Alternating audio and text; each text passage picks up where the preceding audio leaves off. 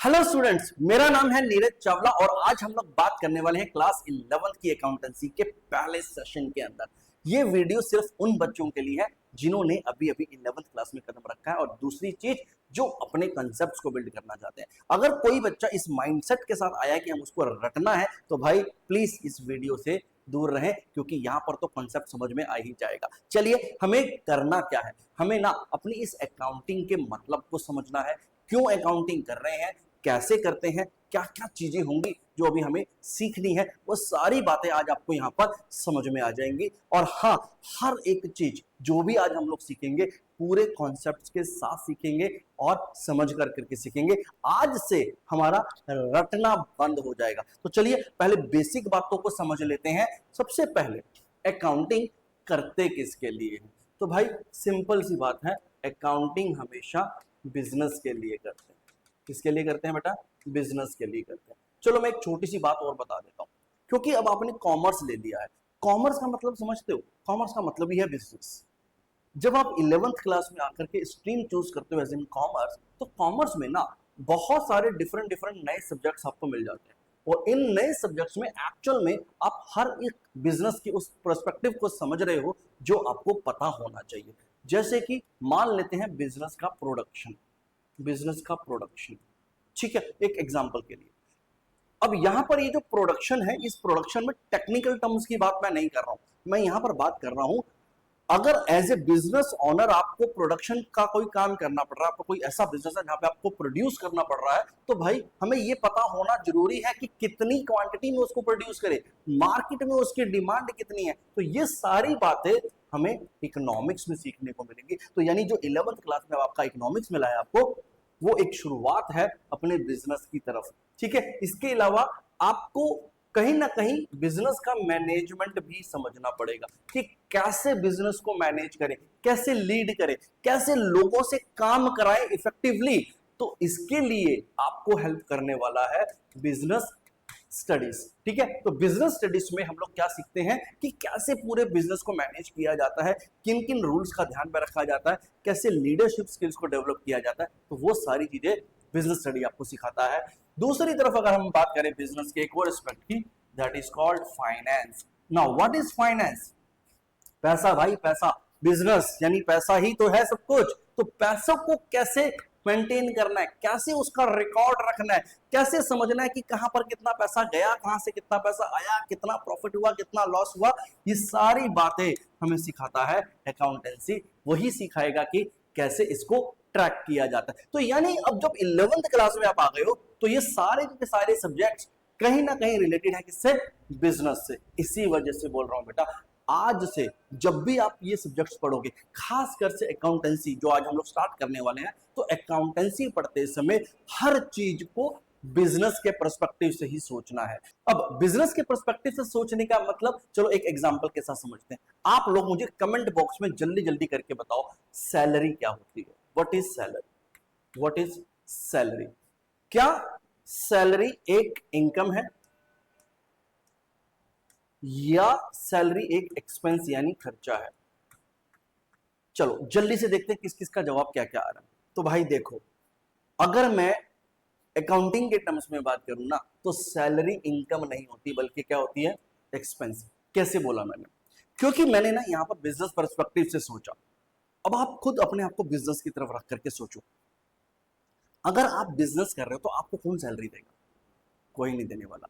लेकिन क्योंकि आप बिजनेस कर रहे हो तो आपने बहुत सारे लोगों को हायर किया हुआ है, तो आप उन लोगों को सैलरी पे कर रहे हो। वो जो सैलरी डे आया ना, वो आपके लिए खुशी का डे नहीं है, बल्कि थोड़ा सा ट्रबलसम है। क्यों? क्योंकि उस दिन आपको जेब ढीली करनी पड़ रही है, आपको सैलरी पे करनी पड़ रही है, आपको खर्चा करना पड़ रहा है, यानी एक्सपेंस करना पड़ रहा है। तो अगर आप अकाउंटिंग करते समय हर चीज को बिजनेस के पर्सपेक्टिव से सोच लोगे, तो भाई फिर आपके जवाब ना गलत नहीं होंगे। आप कभी भी फिर सैलरी को इनकम नहीं बल्कि हमेशा एक्सपेंस बोलोगे, क्योंकि आप बिजनेस माइंडसेट से सोच रहे हो। तो आज से अगर आप अकाउंटिंग सीखने की बात कर रहे हो तो हमेशा याद रखना, अकाउंटिंग सीखते समय हर चीज को बिजनेस के नजरिए से देखेंगे, बिजनेस के पर्सपेक्टिव से ही सोचेंगे। ठीक है, तो चलिए आगे बढ़ते हैं और शुरू करते हैं अपनी अकाउंटिंग के सफर को। सबसे पहले अकाउंटिंग होता क्या है उसको समझते हैं। और उसके लिए यहां पर मैं एक डेफिनेशन लिख रहा हूं आपके लिए। चलिए, यहां पर मैंने एक डेफिनेशन लिखी है जो कि अकाउंटिंग की डेफिनेशन है। अगर मैं आपसे बोलूं भाई ये जो डेफिनेशन है ना आपके एग्जाम्स में 3 मार्क्स की आने वाली है, तो मुझे पक्का यकीन है, अच्छे से पता है, 101% पता है, आप में से सभी के सभी स्टूडेंट जो भी इस वीडियो को देख रहे हैं वो मुश्किल से 3 से 4 मिनट और बहुत ज्यादा हुआ तो 5 मिनट, इससे ज्यादा नहीं लगाएंगे, इसको याद कर करके रट कर करके वर्ड टू वर्ड लिख के दिखा सकते हैं या सुना सकते हैं। जी हाँ, मैं पूरे यकीन से इसलिए कह सकता हूं क्योंकि पिछले 10 सालों में आपने रटने में महारत हासिल कर ली है, तो ये काम तो आपके लिए कुछ भी नहीं है। बट अब से ये काम बंद है बेटा, आज से रटने का काम बंद और समझने का काम शुरू। ये इस वीडियो के एंड में प्रूव कर दूंगा मैं कि आज आपने इस डेफिनेशन को रटा नहीं बल्कि समझा है, और आपको यह भी पता चल जाएगा कि रटने में और समझने में क्या डिफरेंस होता है। और साथ ही साथ मैं आपको ये प्रूव भी कर दूंगा कि यस, ये आपने रटा नहीं बल्कि समझा है। दूसरी एक चीज और आपने नोटिस की होगी कि हर कोई आपको एक ज्ञान देने शुरू कर देता है कि भाई कॉन्सेप्ट्स को बिल्ड करो, कॉन्सेप्ट्स को बिल्ड करो, लेकिन शायद बहुत ही कम लोग ये बताते हैं कि कॉन्सेप्ट्स को बिल्ड करते कैसे हैं। तो आज इस सेशन में आप ये भी समझ जाओगे कि कॉन्सेप्ट्स को बिल्ड कैसे करा जाता है। और तीसरी चीज मैं इस बात का प्रॉमिस करता हूं कि इस सेशन के एंड में जाते जाते आप खुद ये डेफिनेशन आराम से बोल पाएंगे, बिना देखे, बिना रटे। चलिए स्टार्ट करते हैं अपनी इस डेफिनेशन के साथ। सबसे पहले अगर मैं इस डेफिनेशन की बात करूं बेटा, तो यहां पर ना सीधा सीधा सा एक सिंपल सा स्टेटमेंट लिखा हुआ है, दैट इज अकाउंटिंग एक प्रोसेस है। Accounting is a process. यहां तक तो कोई चीज नहीं है समझने के लिए, बहुत आसानी से समझ में आएगा कि भाई अकाउंटिंग एक प्रोसेस होता है, एक सिस्टम होता है, एक प्रक्रिया होती है। उसके बाद कुछ और टर्म्स लिखे हुए हैं, कुछ और टर्म्स में, जिसमें identifying, recording, classifying, summarising, interpreting, communicating, फिर लिखा है भाई ये बिजनेस ट्रांजैक्शंस, फिर उसके बाद लास्ट में आ गया फाइनेंशियल नेचर। ये जितनी भी चीज मैंने रेड लाइन से अंडरलाइन की है ना, ये सभी चीजों को समझने की जरूरत है ताकि हमें ये पता चल सके कि इनका अकाउंटिंग के अंदर क्या रोल होता है। अगर आज आप ये समझने में कामयाब हो गए तो इसका मतलब आज से आपने अपने फाउंडेशन को बनाना शुरू कर दिया है। तो चलो एक एक करके समझना शुरू करते हैं। इन सब में से सबसे पहले मैं बात करूंगा बिजनेस ट्रांजैक्शंस की, और बिजनेस ट्रांजैक्शंस में से भी सबसे पहले हम लोग डिस्कस करेंगे ट्रांजैक्शंस को। तो चलिए ट्रांजैक्शंस को समझते हैं क्या होता है। अब ट्रांजैक्शंस क्या होती है बेटा? ट्रांजैक्शंस का बिल्कुल सिंपल सा मतलब होता है लेन देन, लेन देन। ठीक है, तो अब कुछ भी आपका लेना देना हो रहा है, कहीं पर कोई ट्रांजैक्शन हो रही है, हमें उसको अकाउंटिंग के अंदर लेकर के आना होता है। अब ये जितनी भी ट्रांजैक्शंस होती है ना, एक्चुअल में हम इसको दो में कैटेगराइज करके समझते हैं। एक होती है भाई पर्सनल ट्रांजैक्शन, पर्सनल ट्रांजैक्शन, और एक होती है हमारी बिजनेस की ट्रांजैक्शन। ठीक है, तो ये दो तरह की ट्रांजैक्शंस को हम लोग समझते हैं। Now what is personal transaction? भाई पर्सनल ट्रांजैक्शन कोई भी ऐसी ट्रांजैक्शन जो मैंने अपने पर्सनल लेवल पर करी जिसका बिजनेस से कोई खास लेना देना नहीं है। जबकि बिजनेस की ट्रांजैक्शन बड़ा अंडरस्टूड सी बात है, जो बिजनेस के लिए हुई, बिजनेस में हुई, बिजनेस की वजह से हुई, that is called business transaction. चलो एक एग्जांपल के साथ समझते हैं। मान के चलो मैं अपने किसी कस्टमर को किसी रेस्टोरेंट में लेकर के गया, वहां पर मीटिंग करने के लिए, ताकि हम लोग वहां पर कुछ खाना भी खा सके, कुछ और साथ साथ काम की बात भी कर सके और एक मीटिंग कर सके अपने बिजनेस के फेवर में। ठीक है, तो यहां पर जो मैंने खर्चा किया वो किस तरह का खर्चा? भाई वो मेरा बिजनेस नेचर का खर्चा। ठीक है, वो मेरी बिजनेस की ट्रांजैक्शन है। जो भी बिल मैंने उस रेस्टोरेंट वाले को पे किया, that is my business transaction. अब अगर मैं सेम रेस्टोरेंट पे अपनी फैमिली के साथ डिनर करने गया, तो भाई मेरे लिए वो क्या हो गई? वो मेरी पर्सनल ट्रांजैक्शन है, इसमें कहीं कोई बिजनेस नहीं है। ठीक है, इससे बिजनेस का कोई लेना देना नहीं है। अब ना एक बहुत इंपॉर्टेंट बात जो ध्यान में रखने वाली है अकाउंटेंसी को सीखने के लिए, कि अकाउंटेंसी बिजनेस और बिजनेस के ऑनर दोनों को अलग अलग मानता है, दोनों को सेपरेट मानता है। अकाउंटिंग की नजरों में बिजनेस और ऑनर एक ही बात नहीं है, दोनों अलग अलग है। ठीक है, हमें हमेशा उसी बात को ध्यान में रख करके अकाउंटिंग को सीखना है। चलिए, तो ट्रांजैक्शंस कितने टाइप की हो गई भाई? दो टाइप की ट्रांजैक्शंस हो गई। अब होता क्या है, जब भी हम लोग अकाउंटिंग करते हैं तो अकाउंटिंग किसके लिए कर रहे हैं भाई? हम लोग अकाउंटिंग किसके लिए कर रहे हैं? अकाउंटिंग हम लोग कर रहे हैं बिजनेस के लिए। किसी पर्सनल बंदे के लिए कोई अकाउंटिंग होती है क्या? नहीं भाई, मेरा नाम है नीरज चावला, तो क्या नीरज चावला के लिए अकाउंटिंग होगी? नहीं, नीरज चावला के लिए अकाउंटिंग नहीं होगी, नीरज चावला के बिजनेस के लिए अकाउंटिंग होगी। ठीक है, तो यहां पर जो भी हम लोग ट्रांजैक्शंस रिकॉर्ड करते हैं अपनी अकाउंटिंग के अंदर, यानी अकाउंटिंग की बुक्स में लेकर के आते हैं, उसको हम लोग सिर्फ और सिर्फ बिजनेस ट्रांजैक्शंस को बोलते हैं। पर्सनल ट्रांजैक्शंस के लिए हमारी अकाउंटिंग की बुक्स में कोई जगह नहीं होती। हम इन ट्रांजैक्शंस को क्या करते हैं? इन ट्रांजैक्शन को अपनी बुक्स ऑफ अकाउंट्स में रिकॉर्ड करते हैं। ठीक है, समझ में आ गया? अब ये बुक्स ऑफ अकाउंट क्या होता है? बुक्स ऑफ अकाउंट को मैं अभी थोड़ी देर में समझाता हूं, पहले जरा इसको कंप्लीट कर लेते हैं। तो हमें यहां पर एक बात तो समझ में आ गई कि ये जो दो तरह से ट्रांजैक्शन हो सकती हैं, एक पर्सनल और एक बिजनेस की ट्रांजैक्शन, उसमें से मुझे सिर्फ और सिर्फ बिजनेस की ट्रांजैक्शंस को ही अकाउंटिंग की बुक्स में लेकर के आना होता है। अब ये जो बिजनेस की ट्रांजैक्शंस है ना बेटा, ये भी दो टाइप की हो सकती है, ये भी दो तरह की ट्रांजैक्शन होती है। ये कौन कौन सी दो तरह की होती है? एक होती है फाइनेंशियल ट्रांजैक्शन, और एक होती है non financial transaction. Non financial, अब फाइनेंशियल एंड नॉन फाइनेंशियल में क्या डिफरेंस है? फाइनेंशियल ट्रांजैक्शन का मतलब है कोई भी ऐसी ट्रांजैक्शन जिसको मनी के टर्म्स में मेजर किया जा सकता है, जिसकी कोई पैसों में वैल्यू हो, that is my financial transaction. For example, मैंने एक कोर्स बनाया और आपको वो कोर्स सेल कर दिया। ठीक है, मैंने एक वीडियो रिकॉर्ड की और वीडियो को रिकॉर्ड करके कोर्स बनाया, और वो कोर्स मैंने आपको एक स्पेसिफिक अमाउंट में सेल कर दिया, बेच दिया। तो ये जो ट्रांजैक्शन करी, ये मेरे लिए कौन सी ट्रांजैक्शन है? ये मेरे लिए एक फाइनेंशियल नेचर की ट्रांजैक्शन है, क्योंकि इसमें मुझे क्या मिला? पैसा मिला। वहीं दूसरी तरफ अगर मैं बात करूं नॉन फाइनेंशियल ट्रांजैक्शन की, मैंने जो वीडियोस बनाए उन वीडियोस को YouTube पर अपलोड कर दिया, और उस YouTube पर अपलोड कर करके मैंने फ्री में सबको एक्सेस करने का राइट दे दिया। तो इसका मतलब क्या हुआ? क्या आप लोग जब वो वीडियो देखोगे तो क्या मुझे कुछ पैसा मिलेगा? तो नहीं मिलेगा भाई, नहीं मिलेगा। लेकिन फिर मेरा क्या फायदा? मुझे क्या फायदा हुआ? मैं क्यों बना रहा हूं भाई? मैंने इतनी मेहनत करी, मैंने इतने एफर्ट्स लगाए, और मैंने आपको ये फ्री में वीडियोस दे दी, तो मुझे क्या मिलेगा? तो भाई मुझे क्या मिलेगा? देखो, किसी भी बिजनेस के लिए ना, किसी भी बिजनेस के लिए नॉन फाइनेंशियल ट्रांजैक्शन भी ना बहुत इंपॉर्टेंट ट्रांजैक्शंस होती है। क्योंकि अगर आप मेरे कुछ वीडियोस देख लोगे तो शायद आपको मेरा पढ़ाने का तरीका पसंद आ जाए। हो सकता है कि आपका जो माइंड है, समझने का जो तरीका है, और मेरा जो समझाने का तरीका है, वो कहीं ना कहीं कनेक्ट कर जाए, मैच कर जाए, तो उसके बाद शायद आप मुझसे कोर्स खरीद लो। ठीक है, तो ये एक पर्पस हो सकता है। या फिर चलो मैं अपने ऑफलाइन सेंटर का एक एग्जांपल देता हूँ। मेरे पास बहुत सारे स्टूडेंट्स आते हैं। अगर मेरे पास बहुत सारे जो भी स्टूडेंट्स आते हैं, तो सबसे पहले जब भी वो नया स्टूडेंट मेरे पास आता है, तो सबसे पहले मुझसे क्या करता है? मेरे से कुछ इन्फॉर्मेशन गैदर करता है। इन्फॉर्मेशन गैदर करता है कि भाई कौन पढ़ाता है, कैसे पढ़ाता है, कितना एक्सपीरियंस है, कितनी फीस है, कब क्या टाइमिंग्स है, और बहुत सारी बातें। ठीक है, ये सारी इन्फॉर्मेशन मैं उसको प्रोवाइड करता हूँ, क्योंकि वो इंक्वायरी करने आया। अब जब भी कोई भी स्टूडेंट ज्वाइन करता है ना, तो भाई हर एक टीचर से वो एक ना एक ट्रायल जरूर लेता है।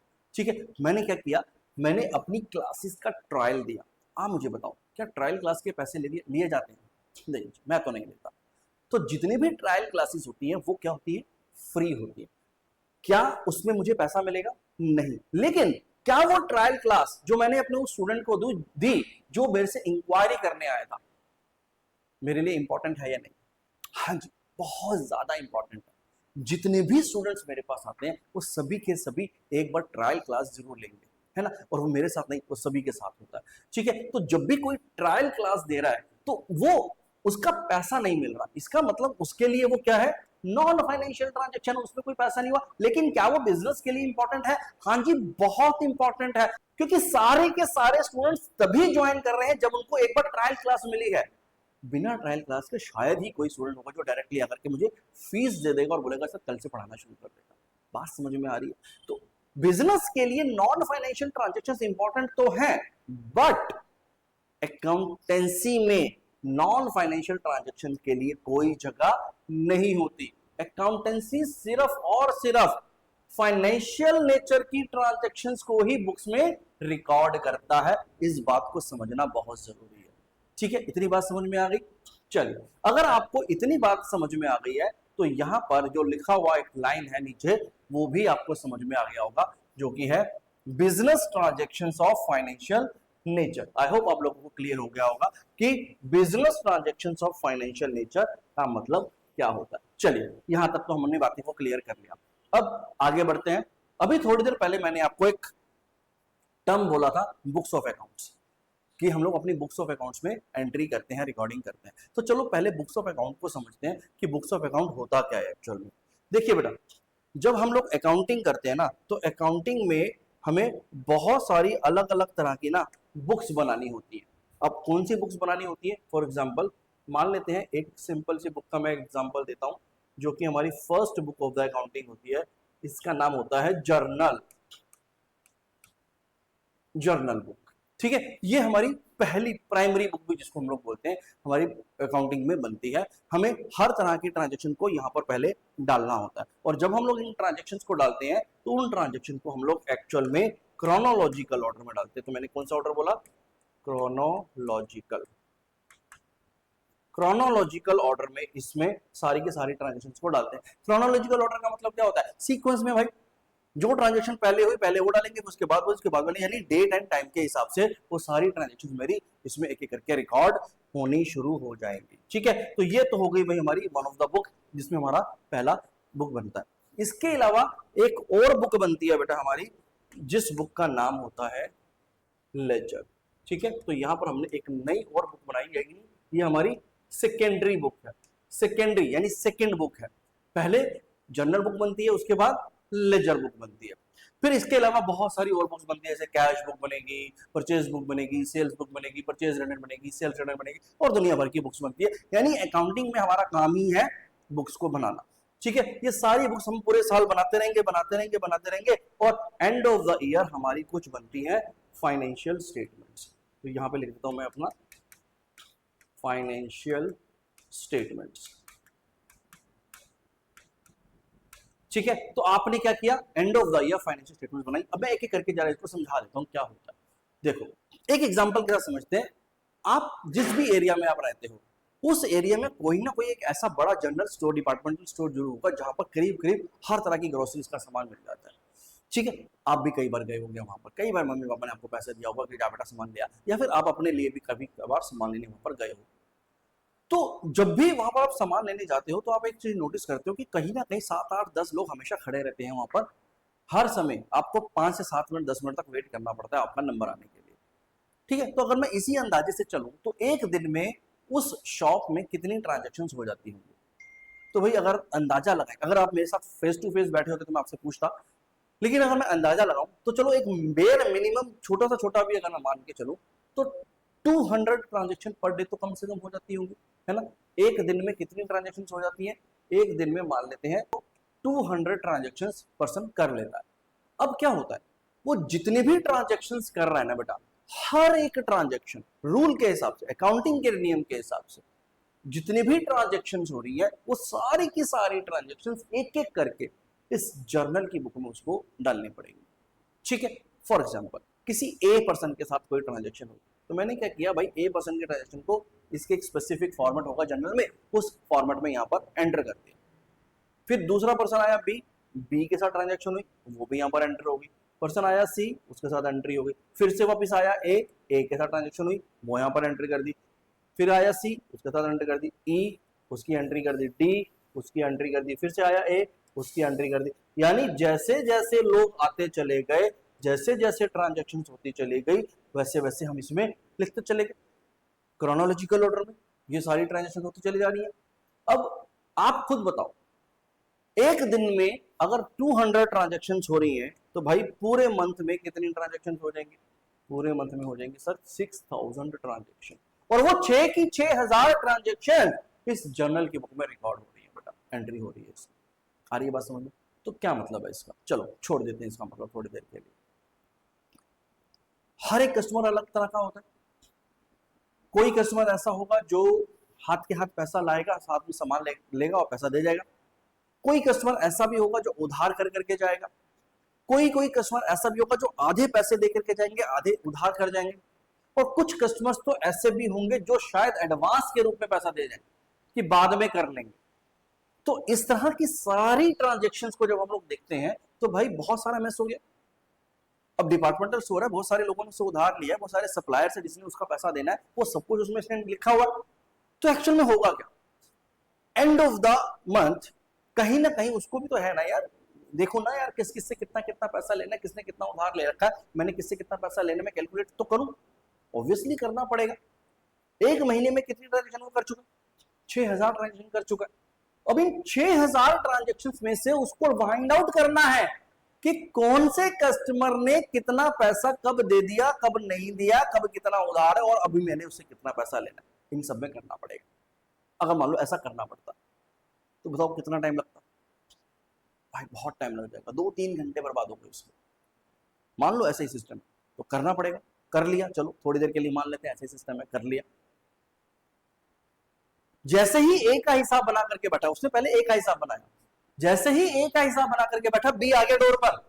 हाँ जी, सामने बी खड़ा हुआ है, कह रहा है सर मेरा हिसाब बताओ, मैं 2-3 महीने के लिए बाहर जा रहा हूं, आउट ऑफ स्टेशन जा रहा हूं, आप मेरा हिसाब बताओ, मैं आपका पैसा देकर चला जाता। अब क्या करें, फिर से 6,000 ट्रांजेक्शन से बी का हिसाब निकालेगा क्या वो? भाई अगर वो यही करता रहेगा तो बिजनेस कब करेगा? ये तो प्रॉब्लम है ना, ये तो काम नहीं करेगा। तो इस चीज को अवॉइड करने के लिए हमने क्या किया, दूसरी बुक बनाई, दैट इज कॉल्ड लेजर। अरे बात समझ, लेजर बनाई। अब लेजर की बुक में उसने क्या किया, हर एक कस्टमर का अलग अलग अकाउंट बना दिया। ए का अकाउंट अलग बना दिया, बी का अकाउंट अलग बना दिया, सी का अकाउंट अलग बना दिया, डी का अकाउंट अलग बना दिया, ई का अकाउंट, यानी मान लो 1,000 कस्टमर था तो उसने 1,000 अकाउंट बना दिए, सबका अलग अलग अकाउंट मेंटेन कर रहा है, जो जो उधार ले रहे थे। अभी अकाउंट आपको नहीं समझ में आ रहा तो आप मान के चलो एक पेज पर एक बंदे का ही इंफॉर्मेशन रखा, एक तरफ सारी सिमिलर टाइप ऑफ इंफॉर्मेशन उसने डाल दी, हर एक कस्टमर का अलग अलग पेज बना दिया जिसको हमने अकाउंट बोला। अब उसी पेज में वो सारी इंफॉर्मेशन डाल रहा है। होगा क्या, जैसे ही एक पर्सन आया, ए ने ट्रांजेक्शन करी, कहां पर एंट्री करी, पहले जर्नल की बुक में, और साथ ही साथ यहां पर भी एंट्री करी। बी आया, बी की एंट्री करी पहले यहां पर जर्नल में, उसके बाद यहां पर भी कर दी। सी आया, सी की एंट्री यहां पर करी, यहां पर भी कर दी। फिर से ए आया, उसकी एंट्री यहां पर करी, साथ ही साथ यहां पर भी कर दी। अब जैसे जैसे जोन जोन सी ट्रांजेक्शन होती चली गई, वो पहले जर्नल में और उसके बाद दूसरी बुक यानी लेजर में डालता चला गया। बात समझ में आई? अब एंड ऑफ द मंथ उसको ये देखना है कि भाई किससे कितनी ट्रांजेक्शंस हो गई हैं, ये वो चेक तो करूं, किससे कितना पैसा लेना है ये चेक तो करूं, या किसको कितना देना है वो चेक तो करूं। तो मुझे बताओ वो इन दोनों में से कौन सी बुक में जाएगा, कौन सी बुक को ओपन करेगा? भाई डेफिनेट सी बात है लेजर को करेगा, क्योंकि लेजर में सारी इंफॉर्मेशन एक ही पेज में मिल गई। मुझे ए का हिसाब बनाना है, मुझे पहले पेज पर गया, ए का हिसाब बना हुआ है, 5 मिनट भी नहीं लगे, मैंने इसका टोटल किया, बैलेंसिंग किया, पता चल गया कि भाई इसका इतना हिसाब है, काम खत्म हो गया। वो जो 2-3 घंटे लग रहे थे बच गए। आ रही बात समझ में आ रही है?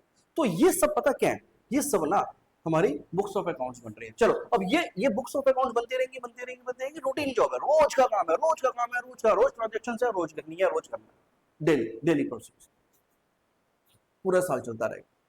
पूरा साल अकाउंटिंग का एक पूरा साइकिल होता है, एक साल का पूरा साइकिल चलेगा, पूरा 1 साल चलेगा। अब 1 साल के बाद ना उस बिजनेस ओनर को ये पता लगाना है कि भाई उसने जो पूरे साल मेहनत करी उसका आउटकम क्या रहा, उसको प्रॉफिट हुआ या लॉस हुआ। ठीक है, तो अब उसको निकालने के लिए क्या है हमारे पास, फाइनेंशियल स्टेटमेंट्स बनती है, अलग अलग तरह की फाइनेंशियल स्टेटमेंट्स बनती है इसमें। फॉर एग्जांपल एक बनती है बेटा हमारा प्रॉफिट एंड लॉस अकाउंट, जिसमें हमें पता चलता है कि कितना पैसा कमाया, कितना गवाया, यानी प्रॉफिट हुआ या लॉस हुआ, और वो भी कितना हुआ। फिर एक बनती है बेटा हमारी एक balance sheet. Balance sheet, balance sheet हमें हमारी फाइनेंशियल पोजीशन के बारे में बताती है कि हमारा फाइनेंशियल पोजीशन कितना स्ट्रांग है बिजनेस के रूप में। तो ये भी एक फाइनेंशियल स्टेटमेंट का पार्ट होती है। इसके अलावा कैश फ्लो स्टेटमेंट वगैरह और दूसरी तरह की स्टेटमेंट्स बनती है, अभी आपको उतना ज्यादा डीप में जाने की जरूरत नहीं। कुल मिलाकर कुछ इस तरह की स्टेटमेंट्स बनती है। क्या बताती है ये स्टेटमेंट? ये स्टेटमेंट आपको आपके पूरे साल की परफॉर्मेंस बताती है कि आपने जो पूरे साल में बिजनेस में मेहनत करी, उस मेहनत का आउटकम क्या रहा, आपने अपने बिजनेस में कैसा परफॉर्म किया। भाई आपके साथ भी तो होता है ना, हर साल होता है आपके साथ, आपको पता ही नहीं, पता तो है लेकिन कभी सोचा नहीं इस तरह से। आप हर साल बहुत मेहनत करते हो, इतनी सारी बुक्स पढ़ते हो, अभी अपने 10th क्लास पार करी, आपने इतनी सारी बुक्स पढ़ी, इतनी नहीं इतनी सारी बुक्स पढ़ी। इतनी सारी बुक्स पढ़ने के बाद पेपर दिए, पूरे साल टेंशन ली, भाई बोर्ड है, इस बार बोर्ड है, टीचर बोल रहे हैं बोर्ड है, स्कूल वाले टीचर, ट्यूशन वाले टीचर, घर में पेरेंट्स परेशान कर रहे हैं कि भाई बोर्ड्स है, इस बार ढंग से पढ़ लो। आपको ये प्रेशर पूरे साल रहा, पूरे साल ये प्रेशर आपने झेला। कहीं पर रिश्तेदारी में भी जा रहे हो, कहीं फंक्शन में जा रहे हो, किसी पार्टी में जा रहे हो, वहां पर अंकल जी मिले, नमस्ते अंकल जी, अरे बेटा क्या नाम है आपका, अच्छा कौन सी क्लास में हो, 10th क्लास में, अच्छा 10th क्लास, इस बार तो बोर्ड है, लो जी, अंकल ने भी नहीं छोड़ा। हर जगह पर आपको टोका जा रहा है, बोर्ड बोर्ड बोर्ड याद दिलाया जा रहा है। ठीक है जी बोर्ड है, हमें इतनी टेंशन नहीं है, लोगों को ज्यादा टेंशन थी, हुआ जी कोई बात नहीं। करते करते करते करते एक दिन डेट शीट आ गई, डेट शीट आ गई यार, ये डेट शीट, अब थोड़ा सा हमें भी टेंशन हो गया यार, डेट शीट आ गई, सेंटर पड़ गया, सेंटर भी पता चल गया, यहाँ पर जाना है, स्कूल में जाना है पेपर देने, थोड़ा सा टेंशन तो बढ़ा। चलो फिर भी टाइम था, धीरे धीरे करके थोड़े से सीरियस हो गए, पढ़ना शुरू किया। पहला पेपर इस साल हमारा मैथ्स का था। मैथ्स का पेपर देने जैसे ही गए, ठीक है पेपर जैसा भी रहा, आसान था मुश्किल था वो एक अलग बात है, लेकिन जैसे ही आप पेपर देकर के बाहर निकले, आपका ना प्रेशर रिलीज हो गया। आपने बोला यार बोर्ड बोर्ड बोर्ड बोर्ड लगा रखा था, पता नहीं क्या हुआ था, बोर्ड इतना आसान था यार, बल्कि ये तो मुझे ज्यादा बेटर लगा। हमारे स्कूल में जो टीचर्स होते हैं भाई, हमारे सिर पे खड़े रहते हैं, जानते हैं हमारे को, वो जज करते हैं हमारे को देख करके, कम से कम यहाँ कोई जज तो नहीं कर रहा था। हम अपना मस्त होकर के 3 घंटा लिख करके आए, जितना हमें आता था जितना नहीं आता था हमने करा काम, कोई जज नहीं कर रहा था हमें। स्कूल के टीचर तो जज करते हैं उनको, क्योंकि उन्होंने अपने माइंड में हमारे इंप्रेशन बना रखा। तो मुझे तो बोर्ड में एग्जाम देना ज्यादा बेटर लगा as compare to my school exams. आपके साथ भी ऐसा हुआ होगा। तो आप लोगों को क्या होता है, ये जो पूरे साल का प्रेशर दिया जाता है ना भाई, ये प्रेशर देना बहुत जरूरी होता है। इस प्रेशर ने पता क्या किया, आपके ना माइंड को डेवलप कर दिया। अब आपका ना माइंड मैच्योर हो गया, डेवलप हो गया। माइंड मैच्योर होने से क्या हुआ, अब आपको ना सीरियसनेस समझ में आ गई स्टडीज, क्योंकि अब आप स्टडीज को समझ चुके हो। अब आपको उसको सीरियसली लेना है। अब आप उसको समझ लोगे कि भाई हमारा बेस कहां पर वीक था, हमें कहां पर चैलेंजेस आए पहले, अब वो हमारे साथ गलती ना हो। इसी वजह से मैं आपको बार बार बोल रहा हूं कि अब रटना बंद कर देना और समझना शुरू कर देना। खैर मुद्दे पर आते हैं। अब ये हमने फाइनेंशियल स्टेटमेंट्स बनाई, आपने भी जो बोर्ड के एग्जाम्स दिए थे, तो भाई एग्जाम्स देने के बाद आपका रिजल्ट आया। रिजल्ट कितने पेज में आया था, एक पेज में उन्होंने बता दिया भाई आपने पूरे साल में सिर्फ ये किया। समझ रहे हो, आपने इतनी सारी बुक्स पढ़ डाली और आपको हाफ पेज में बता दिया कि भाई आपका पूरे साल में ये किया बस। सेम वे बिजनेस के साथ भी होता है। बिजनेस में पूरे साल में इतनी सारी ट्रांजैक्शंस को रिकॉर्ड किया, इतनी सारी ट्रांजैक्शन को सब कुछ किया, एंड में रिजल्ट आया कितना, एक एक पेज की स्टेटमेंट में। प्रॉफिट एंड लॉस में एक पेज में बता दिया कि आपका कितना प्रॉफिट हुआ, एक पेज में बता दिया कि आपका बिजनेस का परफॉर्मेंस कैसा चल रहा है। यही होता है। तो चलिए यहां पर आप लोगों ने क्या समझ लिया कि भाई बुक्स ऑफ अकाउंट्स क्या होते हैं। तो आपको I hope books of account का आइडिया हो गया कि क्या होता है। यही सारा काम होता है बेटा बुक्स ऑफ अकाउंट में। ठीक है, अब वापस आते हैं अपने मुद्दे पर। हम अपनी डेफिनेशन को समझ रहे थे। आप लोगों को एक बात तो समझ में आ गई है कि किस तरह से आपको ये सब काम करना होता है। मैंने आपको जब एग्जांपल दिया था तो मैंने आपको बताया था कि मैंने 2 तरह की ट्रांजैक्शंस करी।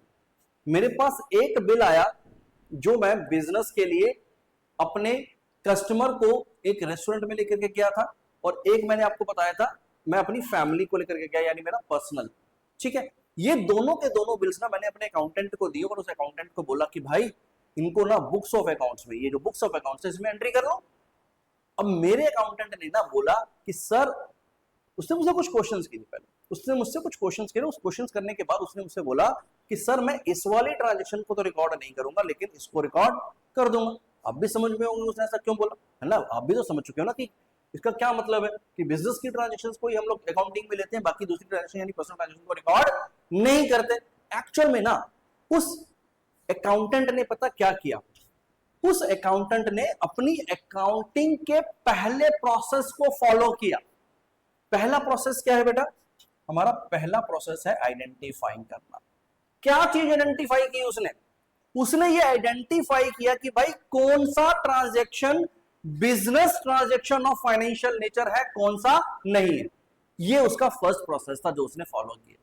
बात समझ में आ गई आइडेंटिफाइंग का मतलब क्या होता है। तो क्या होता है आइडेंटिफाइंग, आइडेंटिफाइंग का मतलब होता है हमें आइडेंटिफाई करना होता है कि कौन सा ट्रांजैक्शन बिजनेस नेचर का है और फाइनेंशियल नेचर का है।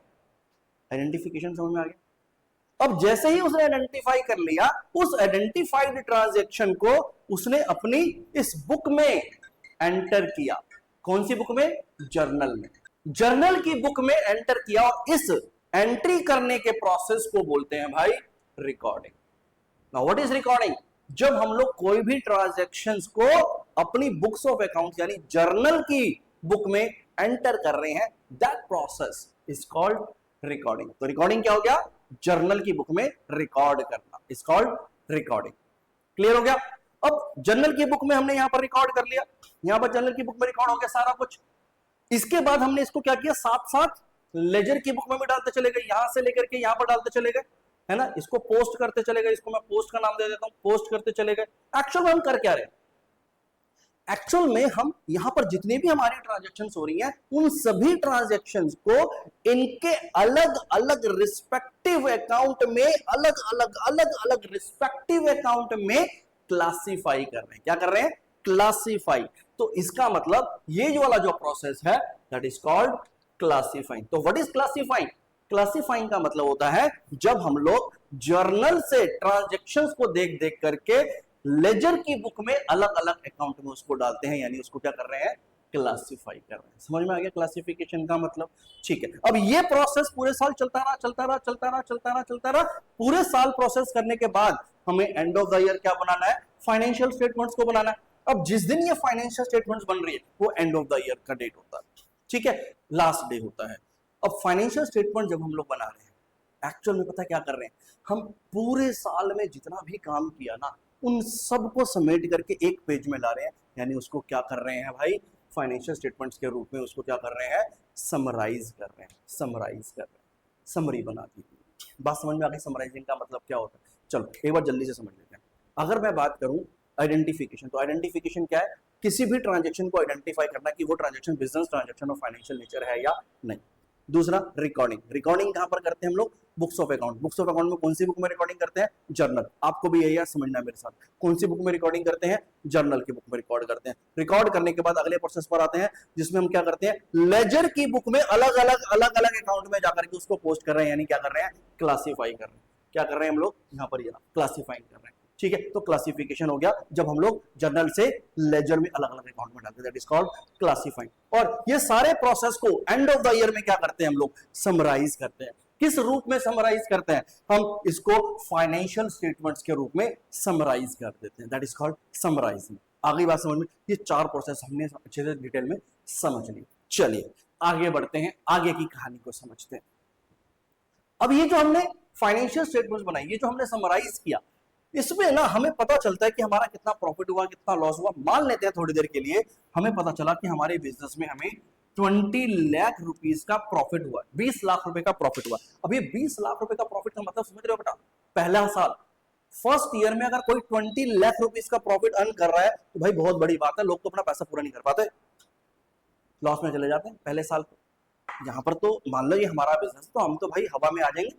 20 लाख रुपीस का प्रॉफिट पहले ही साल, बहुत बड़ी बात है। कोई भी पर्सन जिसने ऐसा किया हो, जिसने अपने बिजनेस से पहले ही साल में 20 लाख रुपीस का प्रॉफिट अर्न किया हो, सोचो उसका कॉन्फिडेंस कौन से लेवल पर होगा, मोटिवेशन कौन से लेवल पर होगा। जब भी कोई पर्सन अपने बिजनेस में मोटिवेट होता है तो क्या करता है? डेफिनेट सी बात है, अपने बिजनेस को एक्सपैंड करने की सोचता है ना। तो यही सोचा हमने भी कि भाई हमें 20 लाख रुपए का पहले ही साल प्रॉफिट हो गया, तो क्यों ना भी इस बिजनेस को बढ़ाए। हमें तो आ गया, समझ में आ गया बिजनेस, यार बिजनेस करना आ गया, हमें बढ़ाते हैं इस बिजनेस को। एक स्टोर है अभी हमारा, एक और स्टोर खोल लेते हैं किसी अच्छी लोकेशन में जाकर के, ठीक है, एक और स्टोर खोलेंगे। अब उस एक और स्टोर को खोलने के लिए क्या चाहिए? सर पैसा चाहिए। पैसा तो चाहिए ना भाई, कैपिटल लगाना पड़ेगा, पैसा लगाना पड़ेगा। वो पैसा कहां से आएगा? आधे बच्चे सोच रहे होंगे सर ये प्रॉफिट कमाया ना, यही तो आ गया पैसा। भाई इसमें से कुछ पैसे तो आप घर पे यूज कर लोगे, घर भी तो चलाना है, वो तो इसी प्रॉफिट में से चलेगा। चलो मान लेते बहुत कंजूसी से आपने यूज किया, तो भी 10 लाख रुपए एक साल में तो खर्च कर ही दोगे अपने घर पे। बाकी कितना बचा? 10 लाख रुपीज मान लेते, चलो 10 लाख रुपीज आपने बचा लिया प्रॉफिट। क्या वो स्टोर 10 लाख रुपए में खुल जाएगा? नहीं भाई, उस स्टोर को खोलने के लिए तो 1 करोड़ रुपया चाहिए। अब वो 1 करोड़ रुपीस का इन्वेस्टमेंट मुझे करना है, जबकि मेरे पास है कितना? बचा हुआ 10 लाख रुपया ही है। तो मुझे क्या करना पड़ेगा? तो इसके लिए आपको लोन लेना पड़ेगा, है ना। और वो लोन कहां से मिलेगा? भाई वो लोन मिलेगा बैंक से। चलो बैंक चलते हैं, बैंक से बात करते हैं। हम पहुंच गए जी बैंक। बैंक जाके बोले बैंक वाले भैया, मैनेजर साहब, हमें अपने बिजनेस के लिए लोन चाहिए। उसने बोला हाँ जी हाँ बैठो ना, हमारा काम ही है लोन देने का, बैठे किस लिए, हम भी तो लोन देने ही बैठे हैं, ले लो लोन। मैं बोला दे दो फिर भाई लोन। उसने बोला ठीक है लोन दे देते हैं, उससे पहले हम अपनी बिजनेस की कुछ डिटेल शेयर कर दो। हमने बोला बताओ क्या क्या डिटेल्स चाहिए, हम देते हैं, हम बैठे हैं आपके सामने। उसने बोला ऐसे नहीं, आप एक काम करो, कल अपनी सारी बिजनेस की फाइनेंशियल स्टेटमेंट्स लेकर के आ जाओ। ये वाली फाइनेंशियल स्टेटमेंट्स मांग ली भाई बैंक ने हमसे। मैंने कहा ठीक है जी ले आते हैं कल। अगले दिन हम गए, अपनी फाइल में सारी फाइनेंशियल स्टेटमेंट्स वगैरह को लगाया, चल दिए जी बैंक। बैंक जाकर के देखा भाई बहुत लंबी सी लाइन लगी हुई है, 50 लोग खड़े हुए लाइन के अंदर। हमने कहा भाई इतनी लंबी लाइन लगी हुई है, हमने जाके काउंटर पे पूछा यार ये किस बात की लाइन है। तो बोलता भाई साहब ये सब लोग ना लोन लेने आए हुए। लोन लेने इतने सारे लोग आए हुए? हाँ जी। आप क्या करने आए हो? काउंटर वाले ने मुझसे पूछा आप क्या करने आए हो? मैंने बोला भाई मैं भी लोन लेने ही आया हूँ। तो जाओ भाई साहब लग जाओ आप भी लाइन में। लग गए भाई, चले गए 50वें नंबर पे जाके हम भी लग गए। और वो क्या कर रहा था काउंटर वाला, हर एक से फाइल ले रहा था और उनको बोल रहा था भाई 15 से 20 दिन में आपके पास मैसेज आ जाएगा कि आपका लोन अप्रूव हुआ या नहीं हुआ, अब हमारे पास ये छोड़ दो, फाइल छोड़ दो। मैंने बोला भाई ये तो गलत बात है, मैं तो नहीं दे रहा अपनी अपनी फाइनेंशियल स्टेटमेंट ऐसे आपको, मुझे तो उसी मैनेजर से मिलना है जिससे मैं मिलके गया था, मैं तो उसको दूंगा ये वाली फाइनेंशियल स्टेटमेंट, उसी से बात करनी है मुझे। उसने बोला ठीक है भाई साहब आप अंदर चले जाओ, अंदर केबिन में बैठे होंगे सर। मैं गया, मैंने बोला सर मुझे 10 मिनट चाहिए आपके, ये फाइनेंशियल स्टेटमेंट से डिस्कस करनी है आप। मैनेजर साहब बोले ठीक है जी बैठो, बताओ क्या बात करनी है आपने। मैंने उसके सामने अपनी फाइनेंशियल स्टेटमेंट्स खोली, उसको बोला कि भाई हमें इस साल 20 लाख रुपए का प्रॉफिट हुआ है, पहला ही साल है अभी हमारा,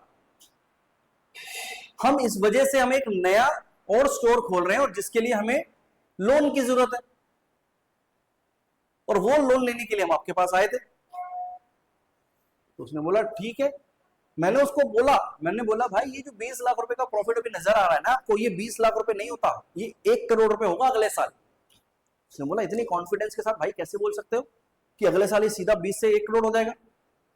वो भी सिंगल एक ही स्टोर की बात कर रहा हूं मैं, दूसरे स्टोर की इनकम नहीं ऐड कर रहा मैं इसमें। उसने बोला कैसे भाई बताओ ना कैसे करोगे, इतना कॉन्फिडेंस के साथ कैसे बोल सकते हो आप?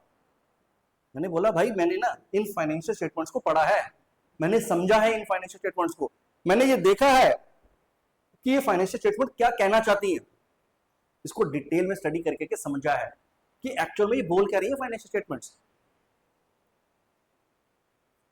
इन फाइनेंशियल स्टेटमेंट्स को पढ़ करके मुझे पता चला कि मैंने इस साल अपने बिजनेस में बहुत सारी गलतियां करी, बहुत सारी मिस्टेक्स करी। अब वो मिस्टेक्स मुझे समझ में आ गई कहां कहां पर प्रॉब्लम्स आई। अगर वो मिस्टेक्स नहीं होती तो मेरा प्रॉफिट बहुत अच्छा होता। उसने बोला अच्छा किस तरह की गलतियां करी आपने? मैंने बोला कि भाई जब मैंने ये फाइनेंशियल स्टेटमेंट्स को बनाया है ना, तो उसमें ये पता चला कि हम बहुत सारे ऐसे एक्सपेंसेस कर रहे थे जिनका कोई लॉजिक नहीं था। वो तो चलो बात की बात एक्सपेंसेस, और भी एक मजे की बात बताता हूं।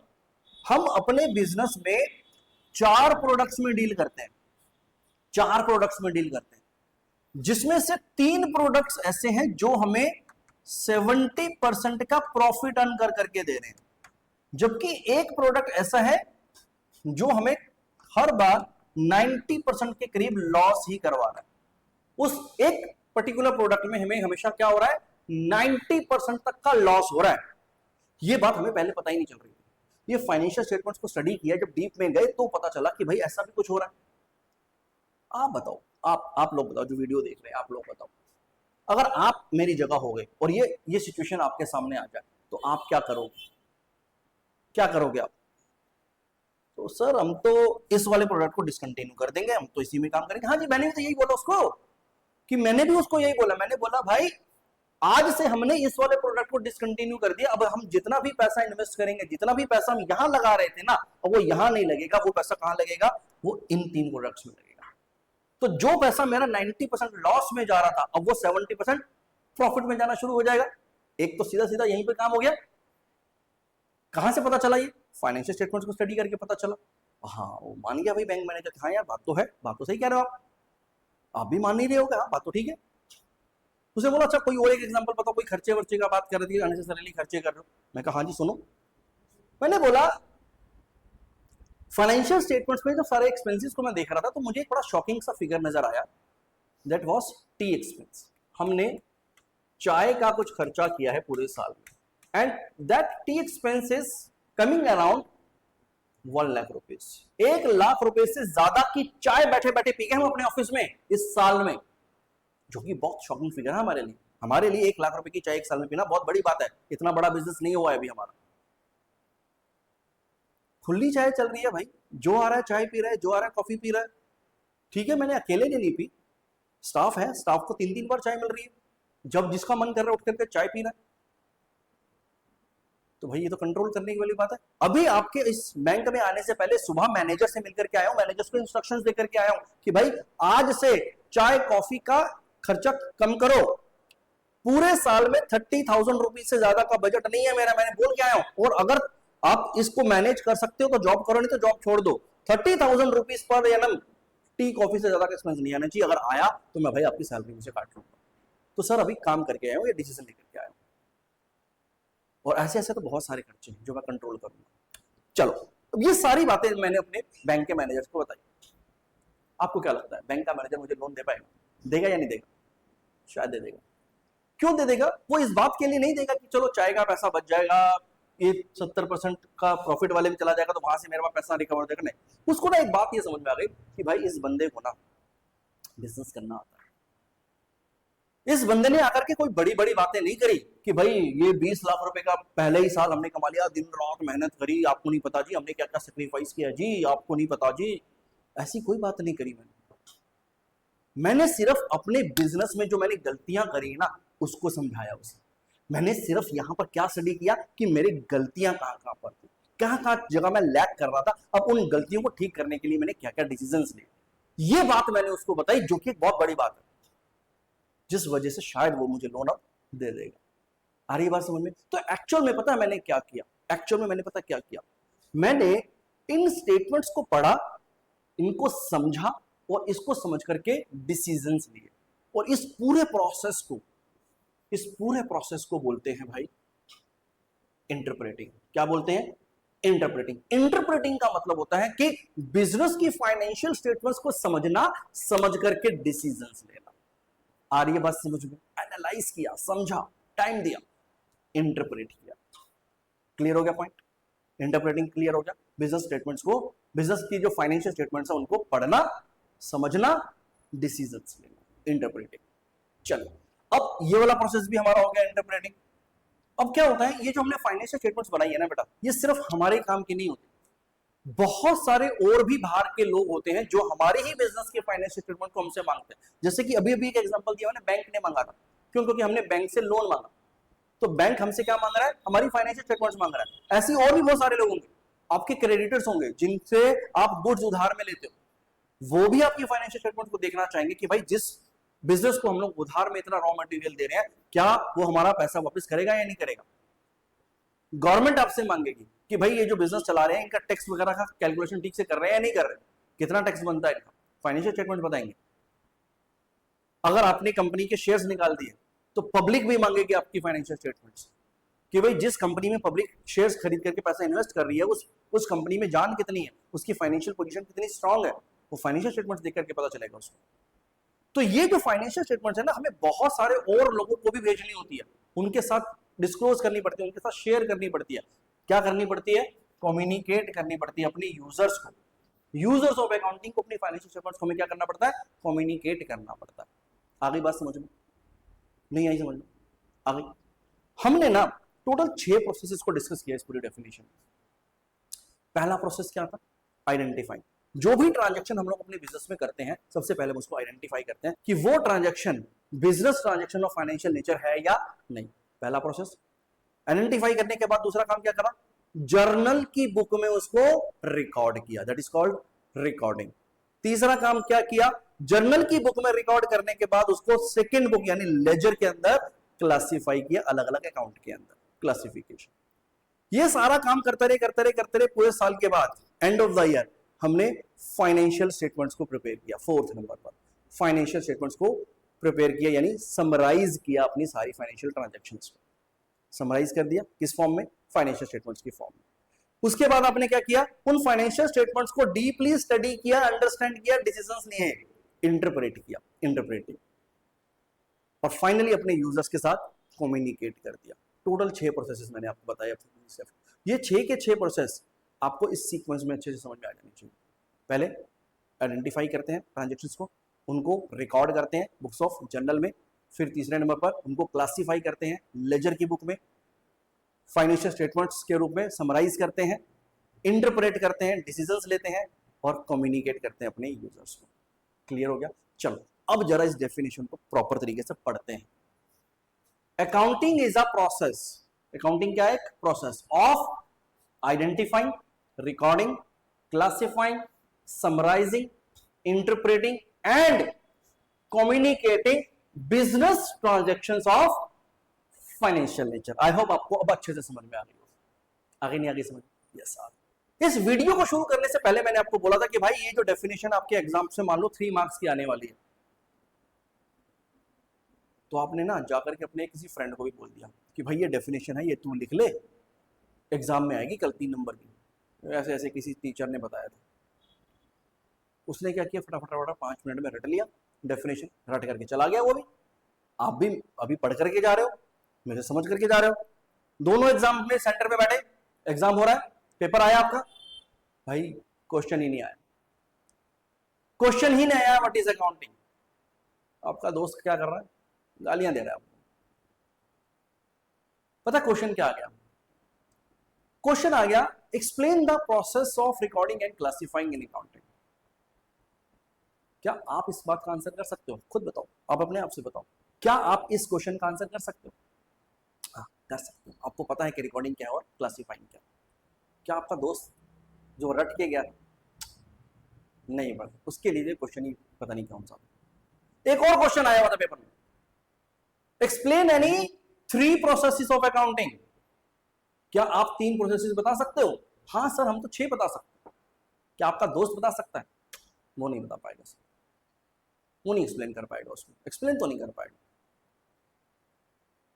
एक और क्वेश्चन आया, what is business transaction of financial nature. आपका दोस्त तो पता नहीं शायद आंसर करेगा नहीं करेगा, लेकिन आप जरूर उसका आंसर कर सकते हैं।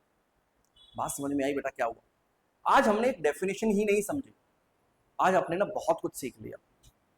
आज आपने इसको रटा नहीं है, आज आपने इसको समझा है। डिफरेंस समझ में आया रटने में और समझने में? आपके दोस्त ने उसको रटा था, आपने समझा है।